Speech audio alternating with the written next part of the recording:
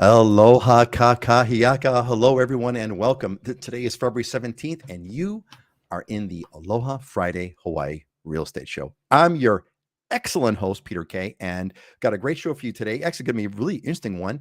Got a lot of things planned out for you, and let's do a quick thing of our lineup. We got some really cool Hawaiian music that I've picked out, and we're going to go through our news and market update. They're actually, gang, that I think there was an earthquake on Oahu, but we'll see. Anyway, we're going to go through that, and we'll get your questions. We've got a couple of really good questions that I've lined up, so we're going to go into those. We're going to go over some diamonds and deals. These are properties, real estate properties that our experts have picked out that are worth your time and looking at. And of course, we're going to close with some motivational thoughts. And today is going to be interesting because, and by the way, if you're watching this recorded, the on-demand version, you can click. We're using chapters, so you can click right to the spot that you want, or if you want to watch the whole show, of course you can, but you can kind of click right to your favorite sections. All right, so today's going to be a lot of fun because it's just Dylan here today, and we're gonna have a good old time. So and it's going to be an interesting show. I'm looking forward to it. Actually, you and I haven't had a chance to rant for. Oh wait, look at that. Ashley's coming in just right now. How do you like that? All right, so okay, Ashley's just made it. So we'll give her a few minutes to kind of to get herself ready over there, put her makeup on and get her hair ready and everything. So, hey, Dylan, so what's up? Let's warm up these microphones. Let's warm up the audience. What's going on the Big Island, sir? Well, first thing, I'm out of my element, so I ended up coming down to the office. Totally forgot it was Friday. Did not wear my Aloha shirt, so I'm out of uniform today for the show, and I apologize, but the show must go on. It's a rainy, wet day over here in Kona. We got this storm moving through the islands, and it's still, I was just on a call, it's a mainland group that I'm in, and everybody's talking about how cold it is even in California, and I'm like, well, it's rainy and ugly here, but it's still 75, so I guess I'm not complaining at all. So it could be a lot worse, but just we needed the rain. It's been a very, I think we talked about the last show, it's been a very dry couple of months, really dry winter, and the good news for me is that I can go 3 or 4 weeks without cutting my grass in my lawn, which I always appreciate, because in the wet months, like every single week, the grass grows 12 inches in a week, so you got to always be cutting it. But there's Ashley. The rain is I think this has been, to my memory, this has been one of the combination of wettest and coolest winters I can remember. There was a cooler winter a few years ago, but not a wetter one. But this is a combination of wettest and coolest winter that I can remember kind of in some time. Ashley, you're on the windward side of Oahu. We're getting a little bit of rain today. How's it on your side, and what's going on? Welcome. I'm glad you made it. I was on a great call. When you have a really good call and you get all excited. So it's a great call. The rain this week, it is the rainiest and coldest winter I've experienced on the windward side, but I did live on North Shore in Wahua for a combined 10 years between the two. And for the short time that I was in Wahua, it was so cold that I understand now why the old houses there had fireplaces, because I would have to put my daughter in fleece and get those little hand warmers. And I'm from the Northeast. And you could see the breath, the cold air coming out of your mouth in the house. When you went outside, when it got to 11 o'clock and the sun came out, warm, toasty, you're sweating again. So I felt like I was in the Northeast all over again, just switching my clothing based off of being in my house or not. Kailua, man, comfortable, cozy. I have never seen that in Hawaii, not once, with like your breath that you can see. I've never seen that. So yeah, well, why gets cold because you guys are a little bit higher in elevation over there, but. And I had the aluminum shingle roof. So the aluminum shingle roof with the single wall house, it let the house breathe, and it kept the house so cold that I would go outside to warm up. It was wild. That's cool. Well, that's old school, right? Old school construction. That's how you kept the house cool, right? The tin roof or the aluminum roof or whatnot, right? With single walls, and that's how you did it. Hey, we have a bunch of our friends who have joined us over here. So let's say hello to everybody who's with us here. Paul Lucas. Paul has become a regular. Hello, cold and brisk, Ventura County, California. Paul, what's the temperature there? I'm kind of curious. Like, cold and brisk is always relative, right? And She Who Laughs is back with us. Welcome back. Great. And Joan Valentine, who's got the coolest last name on Valentine's Valentine's Day. I don't think anyone's got a better last name on Valentine's Day than Joan Valentine. Welcome, Joan. Auntie Joan, as we call her. She is an alumni and a pillar of the Islander Ohana. She's so like the wise mom, the wise auntie as part of our group. Pat is back. Patrick McKenna, welcome. Patrick, aloha from Honolulu. Looks like another rainy day here in the islands. Yes, it's another rainy day, but no place else I'd rather be. That's for darn sure. And Patrick, hey, Patrick, haven't seen you for a long time, buddy. Welcome back. Aloha all. With my schedule changing several months ago, it's been difficult to attend the bi-weekly broadcast, but great to be back today. Great to have you back, buddy. Welcome back. And Heidi's still on her honeymoon. Yeah, thanks for bringing that up, Joan. Heidi is out today. I don't think she's on her honeymoon, but I think she's catching up with the after honeymoon workload. So Heidi let us know that she's not going to make it. I should have mentioned that earlier. So thank you, Auntie Joan, for bringing that back. Judy is back with us. Judy is an alumni of the Islander Ohana, and Brigitta is with us. And what great to see you, Brigitta. She is going through the Islander cohort with us right now, and she's actually got a question that we're going to talk about. And so it's great to see you again. And 59 degrees. Okay, yeah, that would be cold. That's cold. You're definitely beating the Hawaii thing. All right, gang. Let's move on. We got our musical choice here for you. Our Kanakapila. What do we got over here? Oop, let's do it this way instead. There we go. Brothers Cazimero. Man, it's kind of funny, Dylan and Ashley, as I was going through my favorites, I realized I'm kind of like stuck in the 70s. I'm like in the golden years of Hawaiian music. Yeah, stuck in the 70s, maybe because I came here in the 80s. But man, Brothers Cazimero, gang, if you have not listened to Brothers Cazimero, you simply haven't lived. They are fantastic. They've got some of the most they've made some of the most classic songs, and if you get the playlist, you'll enjoy it. So let's do this. Turn on your Alexa. Get your iPhone close so Siri will hear. Get your Google phone close to the speakers and so you can listen. So let me take control of your Alexa just for a minute. Here we go. Alexa, play music from Brothers Cazimero. All right, and now we'll do the iPhone, folks.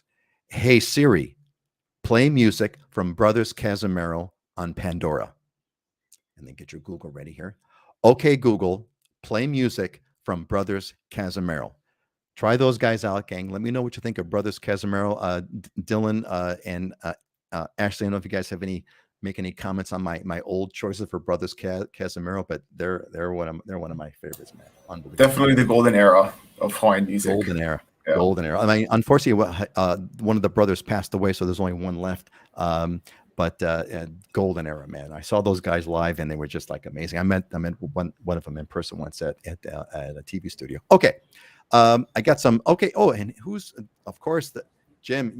Jim. It's just not the show. It's just not the same show without you, man. It just ain't right without Uncle Jim. So I'm glad that you're back with us. Good to see you again, Jim. Let's cover some news. I got some interesting things over here, gang, that I kind of want to share here with you. So first of all, they're talking about the tax deduction for mortgages on second homes could disappear this year. So I'd be curious if Dylan and or Ashley want to share anything that's been going on with that. And I don't know if you guys caught. Well, I got the last second here. I got earthquake there in the things. I wonder. Hey, Ashley, did you feel there was a slight earthquake yesterday at around 2:30? Did you feel it? No. Did you? Yeah.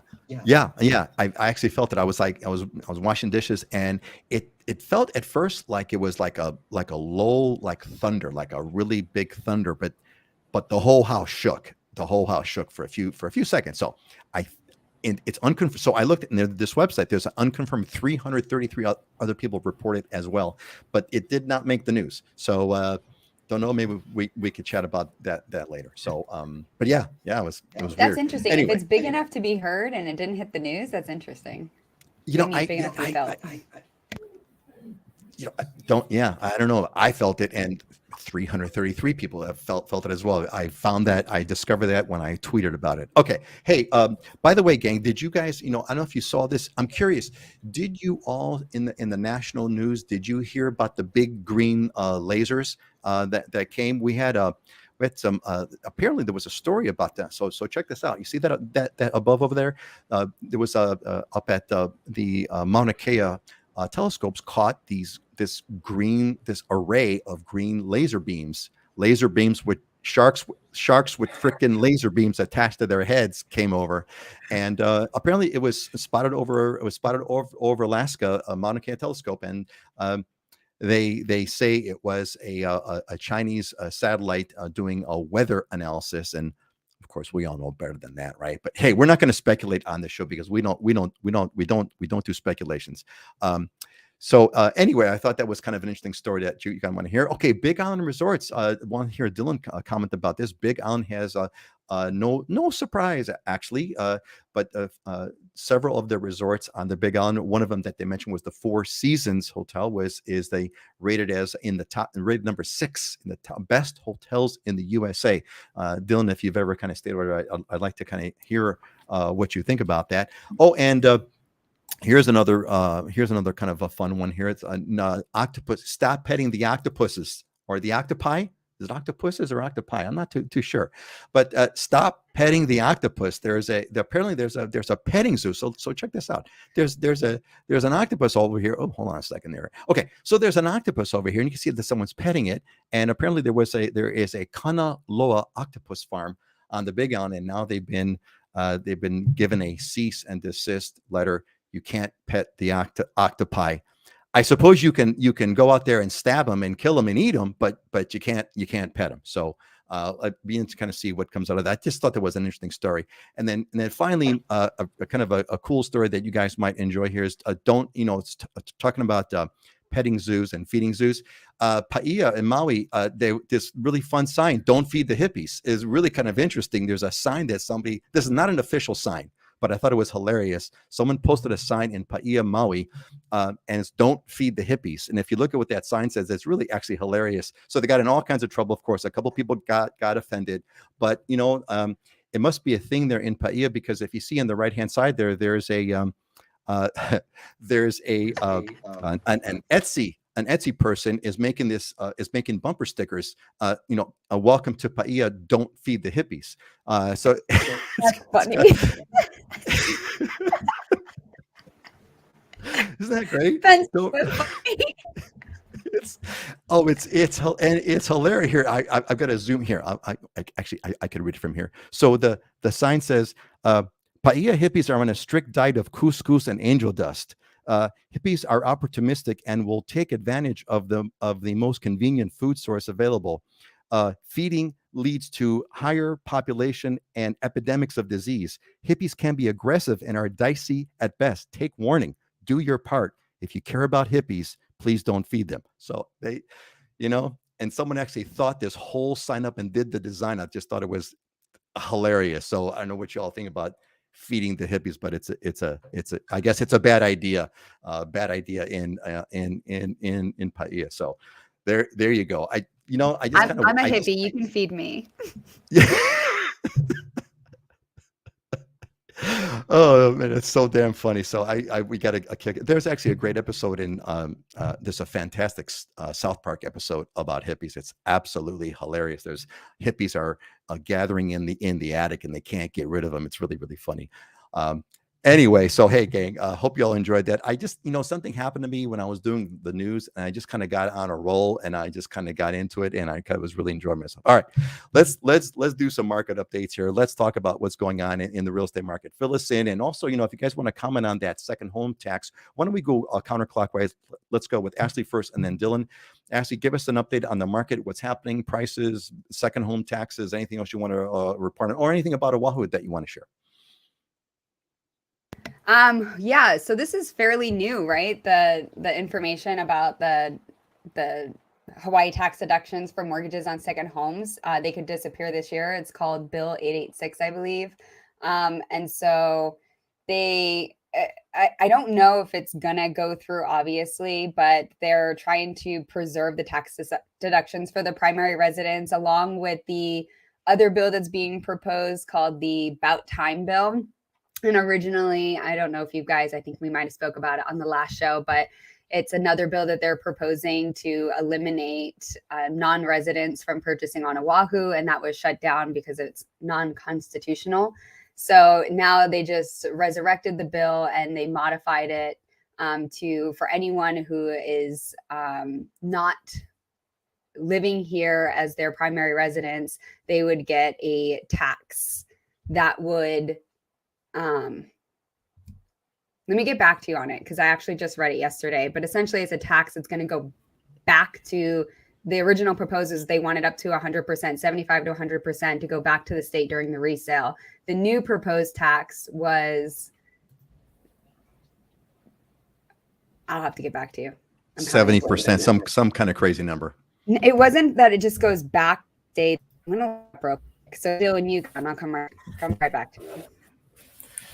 So what I would add to that discussion, right? And this is the power of unintended consequences is you think this is going to help with outsiders buying property, but really what the practical effect that would happen is it would guarantee that outsiders who own property would not sell it. So it further caused problems with inventory and houses coming up for sale. So the thing to remember with all of this, though, my general comment with this is that a lot of people aren't familiar with the legislative process. And the way the legislative process works, which we are in January, the opening of the legislature, is every crazy ass idea that anybody has can be proposed. And that's what happens during the beginning. And legislators will propose legislation on behalf, usually sometimes not their idea, somebody drafts it and gives it to them to propose. And they'll introduce 3,000 pieces of legislation in the beginning of the year. At the end of the day, 150, 200 will become law. So most of them go nowhere. Most of them are crazy and impractical, but they're good news stories and they create a lot of interest and create a lot of drama. And it gets legislators on the news to do an interview and say that they're doing, big things when really they have zero chance of it passing or becoming law. And they have no intention of anybody taking it seriously.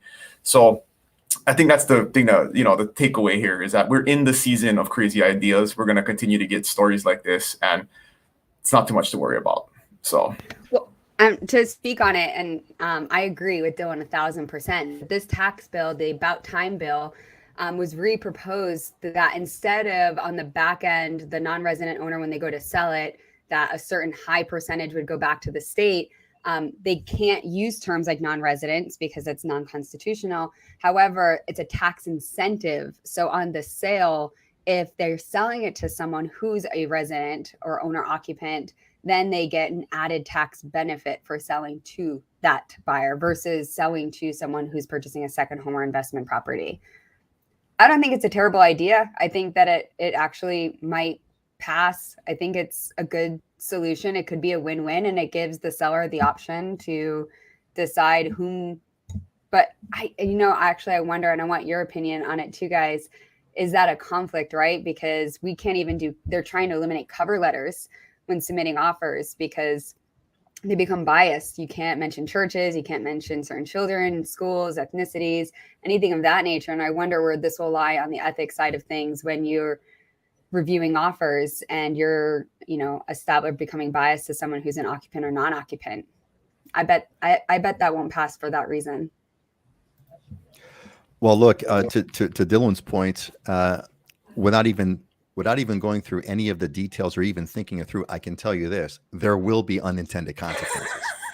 I can guarantee you that. I don't even know what they are because if I did, they would be intended, right? But there's and they're using HARPTA as the vehicle, right? So HARPTA currently exists where if you're an out-of-state resident, what's HARPTA? What does that stand for? The Hawaii Real Property Tax Act is what it stands for, and so. There's FERPTA, which is there's a federal tax. So if you're a non-U.S. resident and you sell property in the United States, there's a I think it's like 5%. I don't know what FERPTA is, but there's a percentage on HARPTA. 15%. HARPTA is 7.5%. Right. Yeah, 15 and 7. So the HARPTA tax is 7.5%. So if you are a non-resident of the state of Hawaii, you get hit with it's a capital gains tax, basically, right? So it's a capital gains tax on selling the property if you're an out-of-state resident. But it's not necessarily a tax because it's a withholding. So they withhold the the state withholds that money, and then you have to file a return, and you can depreciate the asset. You can do all kinds of things and then end up getting that money back. So it's not a guarantee that you're going to pay any money, but it's a withholding until you file a return and you balance out with the state on what your tax liability actually is. So it's complicated. It's not like an exact way to generate revenue, but they want to increase that 7.5%. Initially it was 100%, and now they're saying 70%. They're gonna walk that back. But one big workaround, which is what most people do when they sell property in Hawaii, is they just do a 1031 exchange, which is a way to defer your capital gains tax. So that exempts you from FERPTA or from HARPTA, and you just have to go reinvest the money somewhere else. So that would further incentivize people who are selling property in Hawaii that do not live here just to reinvest it somewhere else, which has unintended consequences too. And so there's ways around it. People always find a way around tax law, right? Well, actually, to speak on that, when you talk about the unintended consequences, that's exactly the point that I try to make, is that it's only people who are savvy and who have financial literacy will always find a workaround. It's the people who don't. And these bills are put into place to protect the people who don't have that education, or to protect the first-time homebuyer or the underdog, so to speak, but they don't have the education to find the workarounds. And then the people who have the capital are going to always. So it's never going to solve the true problem. And I feel at the end of the day, the issue and where the money needs to be spent and where it needs to be allocated is educating local residents, educating people on understanding financial literacy, home ownership, and mortgages, how to get into real estate. And that should come down to a school level, and it should be in state programs, and it should be available at all community centers. They should put people into schools and have certain seminars about it, make it wildly accessible to the youth and to families. And if they just spent a fraction of the money and they allocated it to that, they wouldn't need to have all of these crazy bills trying to protect them. It won't stop the people who are going to continue investing. They will always find something. They'll get local LLC entities. They'll do something to 1031 exchanges. They'll always find a way. Yep. So Ashley, you're, everything that you said, is, I don't disagree with it. And it actually sounds so good. It sounds so right. But I have to also say there is nothing more horrifying to rely on our public school system to teach people anything. There is nothing more horrifying. Just imagine that. A business idea is we can create a holding company that's based in Hawaii to buy all these properties from these people so they can avoid the tax, and then we'll just resell them. Just like there's going to be a million ways around it to entrepreneurs who are creative. So living it, Islander Ohana LLC. Let's do it. I'm ready. But that all said, I do think there is a kernel of truth of a problem here. I believe. And which is that, look, it would be good if there was some way to incentivize local families to stay in Hawaii and not have to leave in Hawaii. There was a way to incentivize people, local families, to keep the homes, give them to their children, give them to their families, and kind of incentivize people to stay. I don't have the answers as exactly how it would be done, but I think there's something to that.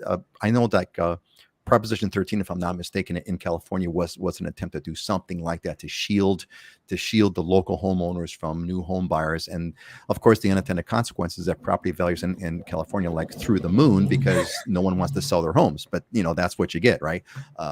Anyway, hey, look, this is the land of unintended consequences. Hey, Dylan, do you want to share anything about give us a Big Island update? Ever been to the Four Seasons? Well, what do you want to share about the Big Island? They don't let people like me into the Four Seasons, but us common stiffs who don't know how to get around taxes. I know.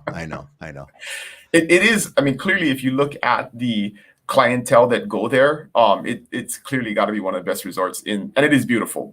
There's just impeccable service and surroundings. And what's great about that, talking about entrepreneurship, right, is all of that stuff was done in the 70s and 80s. They just built it out of a lava field. We talked about this in the show in the past, right, is the county government was primarily controlled by people on the east side of the island, and they didn't want all of this crazy tourism and outsiders coming in on the east side. So they gave them permits to build stuff on the west side in the lava fields, and they said, sure, we'll do that. And they made these, they developed the whole north coast into just some of the most amazing, beautiful resorts in the world. as an unintended consequence. So now all the money and investment is on the west side, where the east side was trying to protect the east side businesses from all this outside capital. So that is such a wait. Hold on a second. That is such. I never thought about that story in that way before. That is such a funny story. The East, because Hilo ran the place forever and kind of does, and they didn't want any more development, so they said, "Here, you go take all these empty, useless lava fields that nobody wants, and no one in their right mind is going to want to live there. You guys go ahead and you could have that. Go for it." And boom, up comes. I guess there was one or two. There's obviously some beautiful beaches there too, but up comes these resorts, and now the Kona side is like the most amazing killer resorts in the world. That is amazing. It's crazy it's a crazy amount of money. I was just looking. There's still in the slow economy right now. There's still stuff selling out there for on the regular for $10 million, $7 million homes. I mean, homes on a half an acre in those areas. I mean, just the crazy amount of money. Just in the last 2 weeks, there's been 7 homes over $4 million that have sold. In those areas. So incredible. Yeah, so no surprise. I mean, there's tons of money out there. There's tons of billionaires. We have a separate airport next to the Kona airport parking lot for all the private jets. So anytime you go, like during a holiday weekend, the winter time, there's 25 to 40 private jets just sitting there from the people that fly in, for a couple of weeks, stay in their house and then leave, and the house sits vacant there's a whole I have a ton of friends. There's a whole industry economy around maintaining those homes because people are never there, right? So somebody's got to go and check on everything, run the plumbing, clean the solar panels, do all the maintenance, and there's a whole industry around maintaining those high-end second homes. Yeah. Hey, let's catch up real quick with a few comments that we got, but I do want to ask you guys if there's anything else you want to chat about on the. Hey, the Octopus Farm is a great place. I'm surprised. I just looked up the news story about it. I didn't. They shut them down. It's so crazy. It's octopuses. Okay, thank you. I wasn't sure. My kids have gone. There's always like field trips there and stuff. Yeah, and it's like, I mean, octopus are not endangered species or something. I mean, I don't know what. As a hippie, they are incredibly intelligent. Like, they need tons of stimulation and lots of space. They are like some of the most smarter than dolphins, and dolphins think at a higher level than we could even possibly imagine. Like, they're just incredibly intelligent beings. And I think that's the concern, is that they're going to be going crazy. I'm free the animals. I'm free everything. Hashtag free. Look, hey, and God bless you. God bless you. The irony that came to my mind about is like, okay, we cannot have an octopus petting zoo, but it's okay to go out there and poke squid, which is a local slang for go ahead and kill and eat. It's okay to kill and eat the octopus, but we can't. But we're going to outlaw petting it. What if you pet it? What if you pet it and then you eat it? Can we do that? Can you pet it and then have it for dinner? Would that be okay? That's just the irony. I can verify. To me, octopus are the most delicious thing in the reef. Like, that's the thing. That's the thing that I choose to. If there's one thing I'm gonna go out there and spear, it's an octopus, because it's the best thing to eat out of the reef. So better than any fish in the reef. Actually, lobster is second, but you got to go at night to get lobster. But during the day, I'm always looking for octopus. Taco is the Japanese name. Taco. There's a lot of Greek dishes actually with octopus too. But I actually have some kind of an allergic reaction. I can't. I could have like a not hardcore allergic. I just can't eat a lot of it. I could eat like maybe a few ounces, but that's about it. If I go into the 8-ounce category, I'm kind of pushing it. Look, let's catch up on side note I gotta make for you one day. So I smoke them in the smoker, and then I make squid luau with smoked taco. It's like the most amazing thing ever. If you like squid luau, man. Smoked squid luau. Smoked squid luau. That sounds good, right? Yeah. Maybe that'll kind of allay the allergy. That sounds darn good. Wait a minute, but now we have to change this. It's smoked squid luau that was previously petted. That's the key. No petting involved. Previously petted, smoked, subsequently smoked luau. Hey, Andre is asking about the weather. Andre, you missed out earlier, bud. We had it's rainy, but not gnarly, so we are good. Patrick says financial literacy is definitely not taught in the schools in Hawaii. Patrick, I think financial literacy is not taught anywhere, including college. It's not taught in college either. There's a lot of people with degrees who are completely broke. In fact, think of the irony. You got people going into college, loading themselves on incredible debt, $250,000 in debt, and they're being incentivized to get degrees that can never pay back. They're incentivized to get degrees whose jobs could never pay back that loan. So there's financial literacy zero right there. Unbelievable. Dry side or anywhere else? I'm not sure what you're referring to there or anywhere else, but I'd like to kind of hear you expand on that. Paul says people have been living and paying taxes in the state for decades, should enjoy privileges that newcomers do not. The Supreme Court disagrees, but what do they know? Well, it's tough. I mean, look, the more things, before the show, gang, Dylan and I were chatting about how the Hilo part of some parts of Hilo town, the oceanfront area, the bayfront area, has not changed at all. And I'm thinking, oh, that's so cute. It's so rustic. Hilo's kind of cool. You kind of go back there. It's like you're going back into the 50s, because I was comparing some photos from the 50s, and today it looks the same. And I'm thinking this is really cute. And Dylan goes, no, the reason why is because there's government regulations because of the tsunami that was there back in the 50s, 40s. They disallow any serious construction. You can renovate, but the building itself has got to be unchanged. So that's why the place hasn't changed. So government enforced crustiness, government enforced sort of no change. Not a good thing. It's not a good thing. And Judy, I have to admit, I've petted the octopus at Kanaloa. See there, Judy, watch it. You could be arrested. Don't. It's just our secret. It's our secret, Judy. We won't tell anyone. Just you, me, and the internet that's watching. But we're not going to go there. Okay. All right. Hey, is there anything else you guys want to bring up on the market that's notable, worth mentioning? Any notable market stuff? The market's slow. That's the headline. We talked about it a couple of weeks ago, but still this month we're on track to do probably a little bit better than we were last month, but it is extremely slow in terms of number of properties that are selling. So it's a time to get in. It's a time to get in and be involved, because your competition is as low as it's possibly going to be right now. You have a good chance to make a good deal. Actually, is there anything you want to off the cuff that you want to mention that's notable? Yeah, on that bill about removing the tax benefits for second homes, I messaged my CPA while we were on the call, and I just asked if she heard any news about it actually going through, and she said they've been trying for 20 plus years. No one dares to change it.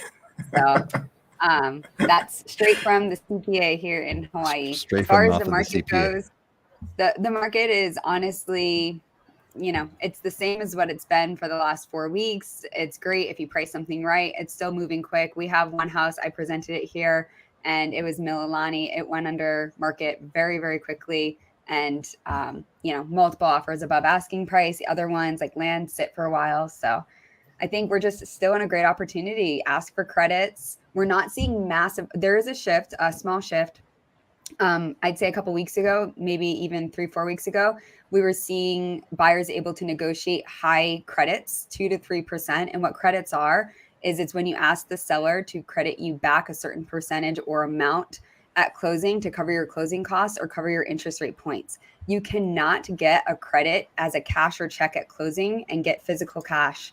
If you're VA, you can pay off certain debts. But for other ones, if you ask for, say, a $50,000 credit, or that's a lot. Say you ask for a $20,000 credit and your closing costs or your points only come out to $18,000, that $2,000 would go back into the seller's pocket, not you as the buyer with the difference.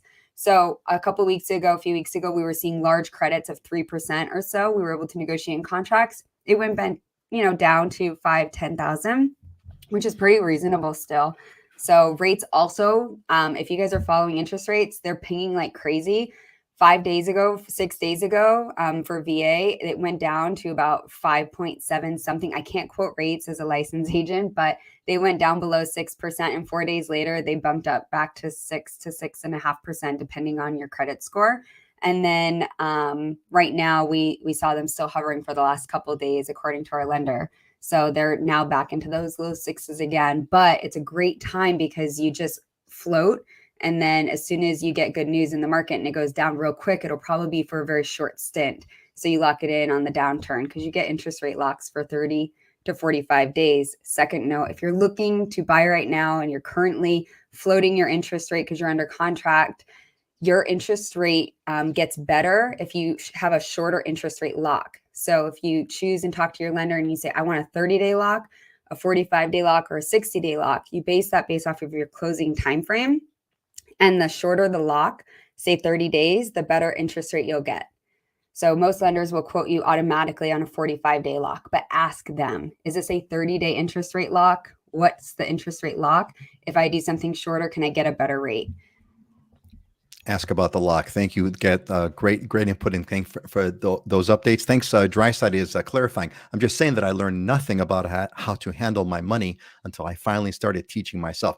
Yeah, that's it, man. Or you get you buy the book, the Rich Dad Poor Dad book, and you kind of wakes you up. Or you watch a lot of Dave Ramsey videos, and it's kind of weird how like one of the most important things, financial literacy, is like not taught anywhere. Schools did nothing. Yeah, exactly. So, but Jones, on the other hand, about our octopuses, Jones got a solution. Okay, no petting. How about hugging? I got to imagine an 8-legged hug has got to be pretty gnarly if you're able to get one from an octopus. Oh, and by the way, I just want to mention, hey, thanks actually for asking your CPA. That's what I love about the millennials. They have no hesitation kind of doing a bunch of texting while stuff is going on. It's not exactly multitasking, but God bless you, because other folks wouldn't have thought about doing that because they're like be focused on what's happening. So thank you for doing that. Alex Martin is back. Aloha. I haven't been able to join in the last few weeks. Good to see you all again. Good to see you too, Alex. Good to see you too. All right. Hey, we got a couple of important questions. Well, we got a couple of questions, and they're all important, of course, that got asked by our Islander Ohana members who are going through the cohort that are real estate related. This Saturday, we're going through a real estate focused part of the show. So I wanted to kind of pass this to you guys and get your take here. So this is from Renee, who's saying, what is she wants to know, why are we calling people properties watershed properties? Why is it noted? Why are they labeled watershed? I mean, we know what a watershed is per se, but why are properties labeled, watershed? Can it affect property value? Can it affect closing? How would you respond to Renee? Let's go with Dylan, and then let's go with Ashley. I have no idea. Ashley, you have context? I would need context. I don't know what a watershed property is either. I've never seen that referred to. So. Okay, Renee, God bless you. Have stumped. This is I have to record this. I'm glad we're recording. This is a first. The 2 realtors have been stumped. Maybe we'll ask Heidi. That's never happened ever. No. Very good. Okay. Well, I just need to see where you're seeing that, and then we can kind of figure it out. But sometimes that's like a mainland term, and it doesn't exist here too, right? So. Interesting. You know what I'll do? I'll ask Renee. Renee, if you happen to be with us by any chance, if you're with us right now, pop in the comments and expand what you're talking about on the watershed. Where did you see it? What's the concern? But if not, I will find out and we will figure out some more. Okay. Here's another one. Now, this one is from Brigitta, who is, I know she's with us because she said hello in the beginning.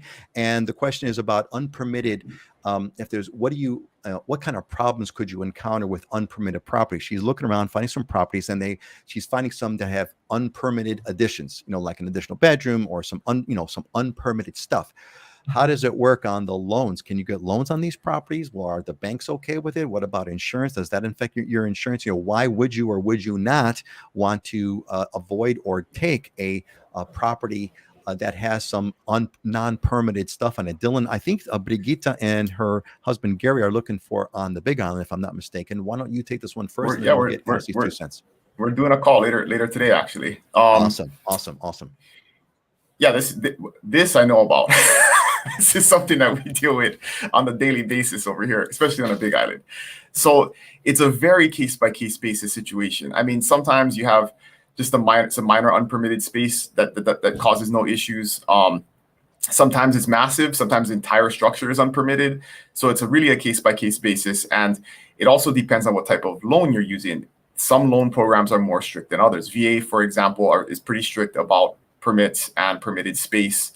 The biggest effect it's going to have is how an appraiser views it. So if an appraiser views, in most cases, unpermitted space as not having value, and so you may have 2,000 square feet of house, but if only 1,500 square feet have permit records, they're not going to give you credit for all 2,000 square feet. That can cause issues with your price per square foot, which can cause issues for your loan.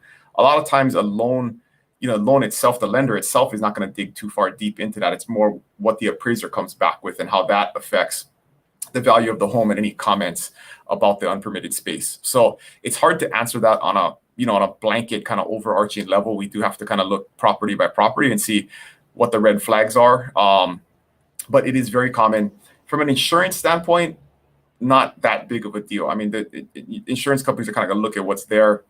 They are going to look at the tax assessed value and factor that in.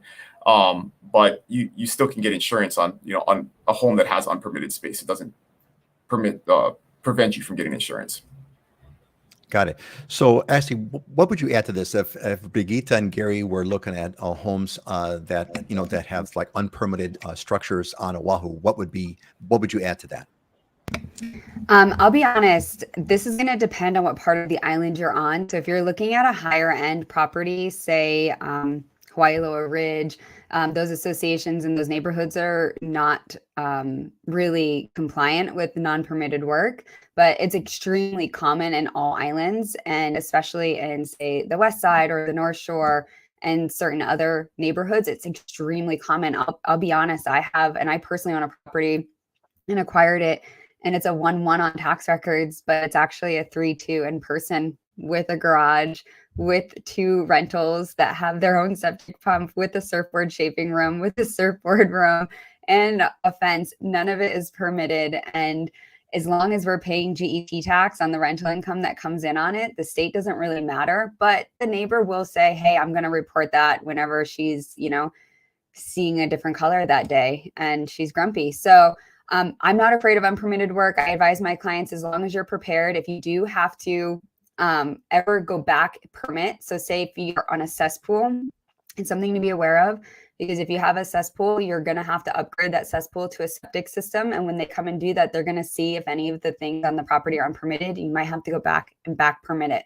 If you have to back permit something, it's 3 times the original cost. Another thing to be aware of, I'm not afraid of unpermitted work. However, if you have a large lot and you're trying to what we call CPR, which is kind of minimize that lot to build or allow more housing, or maybe build an additional structure for yourself, then anything that's unpermitted on that CPR lot will immediately get a violation. So they are trying to crack down on it, but it's so common because our Department of Planning and Permitting is so backlogged and they don't have the best systems in place. A lot of people just have to keep chugging forward. My recommendation is verify if the plumbing and the electric were done by licensed professionals. At the end of the day, you want the things that are going to be the most hazardous or dangerous concerns for your home, which is fire and flooding, done by licensed professionals. And when it comes to the appraisal side of things, that depends on what appraiser gets assigned, to be honest. I'll leave with one last example. I had 2 listings. They were a quarter of a mile from each other. I work a lot with investors who fix flip properties, and both of the same investor, same seller, same neighborhood, on market at the same time. One house, they lifted the house, they bought it this way. The entire downstairs was converted, so it doubled the square footage of the home. The entire downstairs was not permitted, and it was broken up into 2 wet bar areas. So it had 3 living quarters per se. That's not permitted. And the appraiser actually allocated all of that square footage as livable square footage because it appeared and looked to be done by a licensed professional. It looked and we had licensed professionals who did all the work, and we gave them the contact information. Down the street, same time under contract, the appraiser, this was just a little extension off the back of the house, single level home, very simple. It was a little suite off the back with a tiny wet bar studio.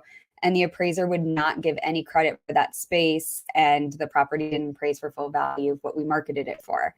So be aware when you're looking at property, what's advertised may differ from what's on the tax records, which may differ from what's in the DPP records. Just get a great agent and verify all that info. There you go. That's exactly what I was going to get. A great agent. Go ahead, Dylan. You got to get a great who knows what they're doing. That's the key. Actually, last point is a key takeaway, especially here on a big island, because recently somebody, being just a great neighbor, went and looked through all of the listings that were on the market where people talked about unpermitted space, and then filed like 130 complaints with the county, basically turning all these people in or tattletaling on them. So now realtors have a disincentive to actually disclose that in the public remarks. We'll still put it in the private remarks so the other realtors can see it, but it's not as obvious to a consumer because when people were trying to do the right thing and disclose it up front in the public remarks, somebody went in and turned a bunch of people in based upon that. And so you do have to have somebody who knows what they're looking for, that has access to the back end of the MLS, has access to the tax records, access to the permit records, to really verify that all the permits, that the permits match what the square footage that's being marketed on the house actually is. So work with a professional. Work with a professional who knows what they're doing and who's been there, kind of been there, done that. That's to me, where you want to be with stuff. Look, I got a general rule of thumb, gang, on anything that I look to go do that needs any kind of a professional assistance. My rule of thumb is, I want to be sort of client number 100. I want to be client number 100. I want to work with someone who's gone through 100 of me before, and I want to be 101 because that's 100 cycles of experience. That's my rule. Hey, Jason's got a simple question that kind of we may all be scratching our heads too, which is, are there watersheds in Hawaii? I think there's watersheds in general, like in other words, like the Nu'uanu watershed is where there's a kind of a natural pool of water that holds our drinking water. But I don't know if you guys heard of what it's actually kind of an interesting term, watershed. You guys heard of watersheds other than the Nu'uanu? I think I've heard of the Nu'uanu watershed. I don't know if there's any others. I have heard of like the Board of Waters watersheds. Right.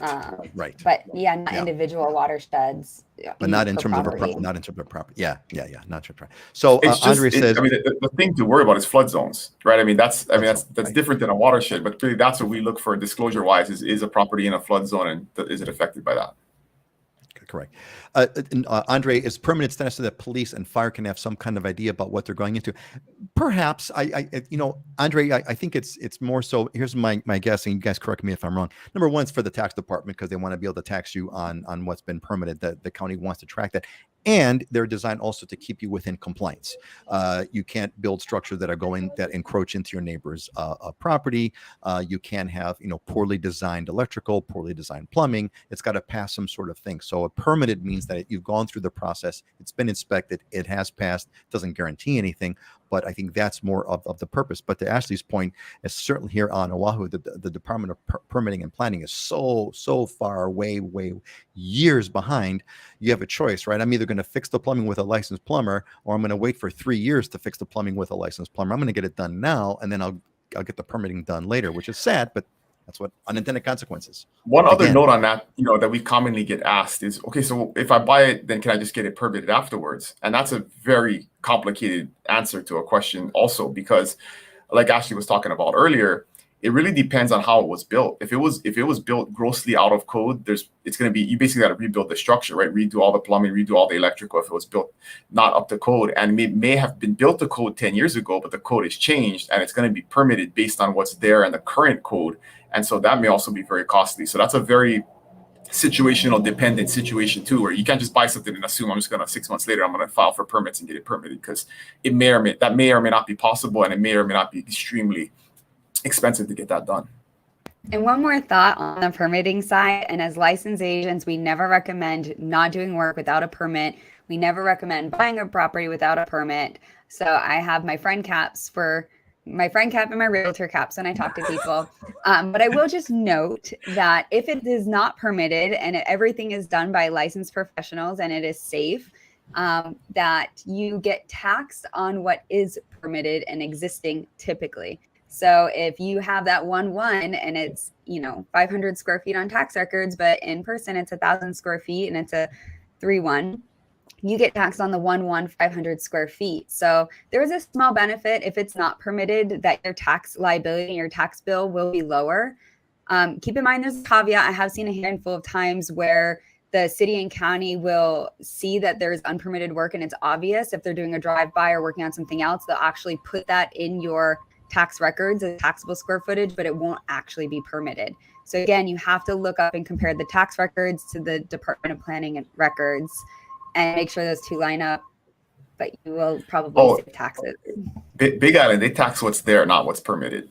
So you'll see. They do here too, but most people don't know that it's there, right? So because if they don't know it's there, you don't get taxed on it. So unless if someone brings it to their attention, you get taxed on what's what Man, they On I'm do. seeing, record, I'm on hearing a record. lot. I'm hearing a Okay. lot of really slippery language over here. A We don't lot of recommend really. any of this. We're just making you informed. You That's right. stay by the We don't book, do things, we cross your do T's, not dot your I's. recommend.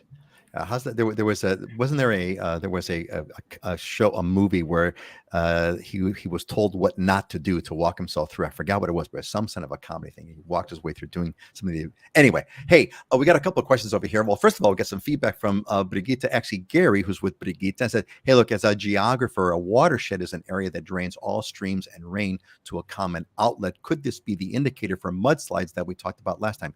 No. So so there's one reason why. One reason why, Gary, there's watersheds aren't that common here is because all streams drain into the ocean. They just go straight into the ocean. There's no intermediates. The land mass here is not that big. There are a handful of watershed areas, like we mentioned. There are some. The Department of Water Supply has some watersheds on Oahu, Nu'uanu, again, the one I keep mentioning. I don't know if there's any on the Big Island, but the watershed here is the ocean. We just drain into the ocean. Mudslides are mudslides. They come in just from high rains, from the lava rock. The lava rock is it's very crumbly, and so mudslides are, not to say common, but mudslides occur here occasionally due to kind of the continual erosion and rain and wind and things of that nature. It's not due to a poorly designed or overwhelmed watershed. It's just mudslides, just stuff coming down. So look, so Gary, it'd be interesting from a geographer's point of view. I think the Hawaiian Islands would be interesting to kind of examine, because the Hawaiian Islands are always shrinking. Always. They're always in a state of erosion, except for the Big Island, which is still growing. But but the northern part of the Big Island is under erosion. The northern part's eroding away. It's the southern part that has the growing volcanoes that's not eroding per se. But the entire island chain, let's put Big Island aside, the entire island chain has been eroding for millions of years and continues to erode to this day, as of this moment. In fact, right now, because it's raining, this island's getting smaller by the inch. So that'd be something that's interesting. Okay, we got another question here from Jason, who is also a member of the Islander Ohana. And Jason says, "Are 203K loans common in Hawaii for fixing up properties? I imagine it isn't an easy process nowadays with shortages of everything." And Ashley is saying, giving it the big NO. Ashley, what's a 203K loan? Well, we have loans where you get them to fix up the property and then you have to refinance. So they're short-term bridge loans for you to repair a home, and then you refinance once it's completed into a normal cash out refi, conventional mortgage. And they're not super common here. There's very few lenders that do it. In my 13 years, and this is, sort of my niche, I've seen it one time. They're just not that common. The loan product is not very prevalent here. Great. Jason, Dylan, is there anything you want to add to that? Never heard of it. Okay, got it. Man, that's a half stump. We only stumped half the realtors in the show. But man, this is record-breaking show. Okay, so I see that private message that Ashley sent, which is to refresh the slides. Okay, we'll see if we can refresh those slides there, Ashley, because we are going to go into diamonds and deals over here. So thanks. You're supposed to read that out loud, Peter. That's okay. It wasn't that incredibly. Hey, you know what? We just bear it all over here on this show. We just we're fully transparent. It's part of the show. It's part of the entertainment. Pardon me. She Who Laughs says, "Hey, financial literacy is not taught anywhere but in Tennessee." They say, "Man, that's amazing. That's pretty cool." I'd be interested to kind of see what the statistical outcome of that is. All right. I think so before we move on, gang, we're gonna be doing our diamonds and deals in a moment here. But look, it's sort of like we're coming to the end. We're coming at the tail end of the show here. If you got any questions, make sure you let us know. If you want to know anything, ask us anything. And we should give someone, whoever asked that question, we should get Renee should get a trophy for stumping the realtors. This is a first. This is like we're going to our third year here, I think, of the show. We have never been stumped before. So stump the realtor. That would be kind of fun. So if you got any questions, send it in, and let's hear it. Otherwise, let's talk about diamonds and deals. And I did the research. Okay, so what do we got? Let's see here. This is Kuilei Place in Mo'iliili. What do we got here, Ashley? So this is I have a new listing I wanted to share, but honestly, it's for the investor community. So I thought that I would share this new development. They just released the information this past week. It's been very hush hush due to the nature of this particular development. It's affordable housing. So 60% of this is going to be affordable housing. They're taking applications. That's going to be a lottery system. It's going to be broken into 2 different lotteries. And so that's going to be in about 2-3 weeks is when the first lottery, you have to get your application in for the lottery. And so this area in Mo'iliili is like, you see a lot of development happening in Kakako, but not downtown, not here. So this is really appealing to the local families in Honolulu because you're right here. If you look at the map that I put in the image, Manoa, Kaimuki, Waikiki, Makali, yeah, you're so close to all of your long-term family members that are in town. You're so connected. You're in the heart of everything. And this development is being built by the Kobayashi Group. And if anyone knows anything about developers, Kobayashi is a local developer here in Hawaii. They're very well connected, but their developments are so thought out, meticulously thought out down to where the cabinet depth is to the kitchen sink. Everything that they do when it comes to layout is just high end. And so what's so incredible about this building is that it is affordable housing, 60% of it. It's also going to have commercial residential units at the very bottom of the short building there. Everything facing Diamond Head mostly is going to be for your non-affordable housing. And the affordable housing actual term, you have to certain criteria to qualify for that housing, which it would be a whole show in itself. And it's going to be finished being built in 2026. But going back to the Kobayashi Group, they're known for building luxury homes. So like One Ala Moana, Park Place, they're really high-end developers, and they're putting a lot of this design and thought into this affordable housing. And they're doing the gray water in the building. They're going to have an on-site gray water filtration system that'll go back into the toilets and then guard and water the grounds. It's going to have a dog park. It's a jogging path all the way through. It's going to have a karaoke room, 2 personal dining rooms that you can rent out. It's going to have 2 gyms. It has a pool. It's got parking. And on the lower building here, you literally park on the same level your unit's in. And it's got storage units for every single unit. That's in addition to, I mean, just a super phenomenal opportunity. In total, it's 1,005 units in total between the 2 towers. 6 out of the 10 condos will be sold to affordable housing. We can go into what that is if anyone has any questions. The 1 bedrooms for affordable will start at 370,000 range, and the 3 bedrooms will go up to 813,000. You're not going to find a 3 bedroom in town at 800,000 range ever. And then the market units that will be sold at market price, the 1 bedrooms start around 685,000, and the 3 bedrooms go up to 1.25 million and as low as 989,000. And then the live work lofts, which are that ground floor at the bottom where you can have a commercial or a business and a livable unit, those start at 1.2 to 1.25, and there's 9 of those. Wow. There's so much more to dive in on that complex, but yeah, we should almost do like a show. We should almost do a show on the complex all by itself. Get Kobayashi Group to sponsor living in Hawaii for one day, and then we'll talk about it. You know, I'm coughing a lot today. It's an amazing property. I have to say though, as the impartial dude who has no interest in anything, that is the butt ugliest town photo I have ever seen. It makes it look like a gigantic monstrosity that's going to eat the entire city, doesn't it? I mean, it's so giant. I mean, it's probably that size, but they should have taken a better shot because that looks horrible. I will note that this entire area, the Kobayashi was able to build this in this area because it was all 2-story apartment complexes, and it was a whole bunch that owned by family, and they were able to buy it because you don't normally ever see something like this being built into a community in this area in town because there's no high rises here. So the high rises in these units will get incredible views because there's nothing blocking it. There's a park on the other side. So it is obstructive. It's very big, but they're putting underground electricity for the whole block. They're creating wide sidewalks for the whole block. So it's actually, they're going to put maybe like a Foodland Farms in the bottom there. So it's going to be such a value add to the community. It is large. It is but it's going to be well landscaped, and they're being very intentional to clean up that whole neighborhood. I think it's gonna. I like, as Kaka'ako, for example, has been transformed and it's like way cool. It's way upscale from what it was before. I'm sure it's going to do the same thing. I know this area of Mo'ili'ili. I have family that used to live there, so I know exactly where this area is.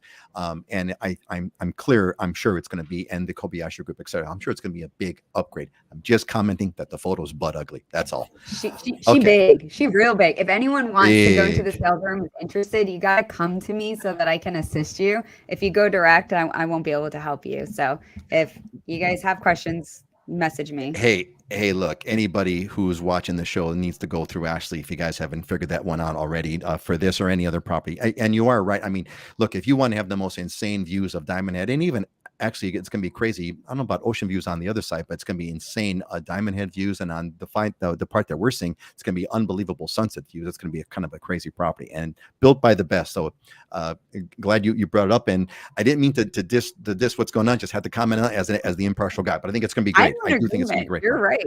She's big. Yeah. She's going to be. She's going to be big. But it's, looks like the Mandalay Bay in Vegas. It does. Yeah, well, here, Aloha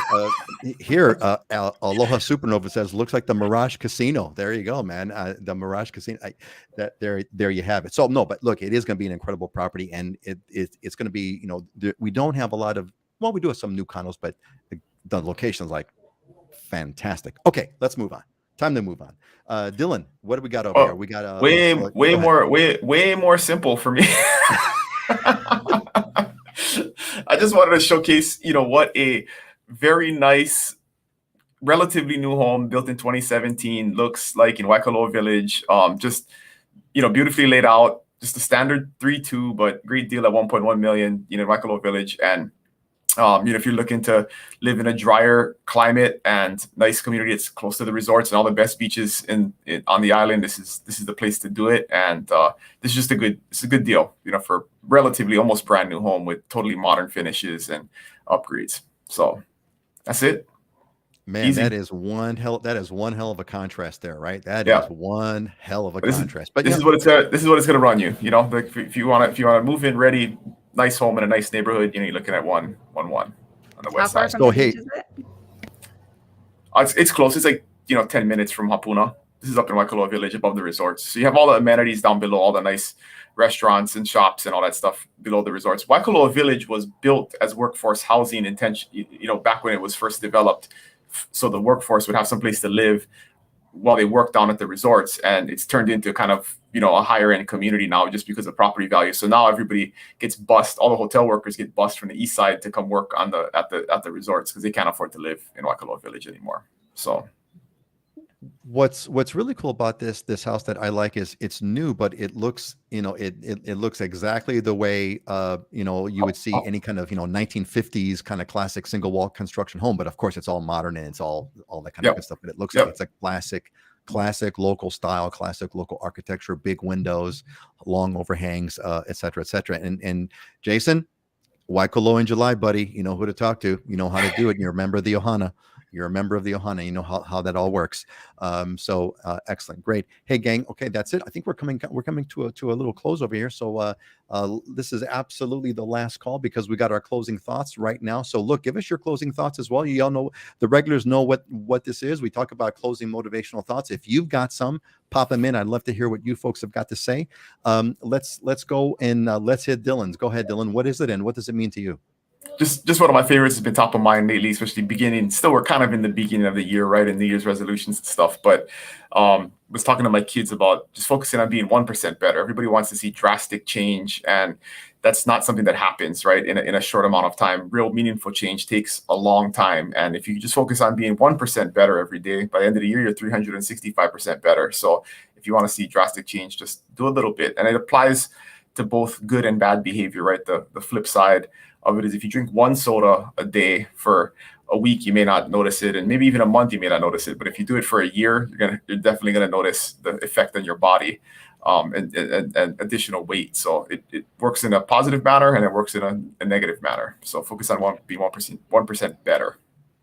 I love that 1% story. I've been long thinking about writing a series of books that are kind of that are based on that idea. Like for example, like one book I was going to write. It was like how to lose 30 pounds in only 10 years. Right. That is going to something like that, right? And or how to be a successful multimillionaire in only 30 years, and then because kind of go on that theme. It's all based on kind of the quick hits not going to do it. It's the 1% that is the long lasting. So thanks for that. Tell me about your 20-year overnight success story, right? That's exactly. Yeah, I got my exactly.